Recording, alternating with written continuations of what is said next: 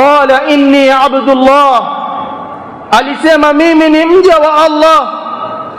Atani alkitaba, amenipa kitabu ambacho ni Injili. Waja'alani nabiyya, na akanijalia kuwa ni nabii wa bani Israil.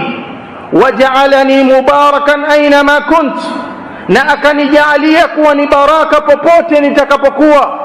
Wa awsani bis-salati waz-zakati ma dumtu hayya, na akanihusia kusali na kutoa zaka maadamu niko hai. Wa barran biwalidati, na niwe mwema kwa mzazi wangu ambaye ni Maryam. Walam yaj'alni jabbaran shaqiyya, na wala hakunijalia mimi ni muovu na jabari. Wassalamu alayya yawma wulidtu, na amani ilikuwa nami siku nilipozaliwa.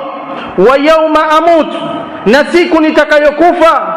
Wa yawma ub'athu hayya, na siku ambayo nitakayofufuliwa hai.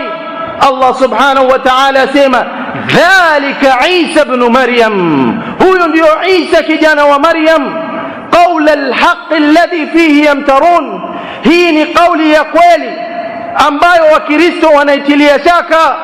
Ma kana lillahi an yattakhidha min waladin subhanahu, hakuwa hafai kwa Allah subhanahu wa ta'ala, hawi Allah subhanahu wa ta'ala ni mwenye kujifanyia mwana.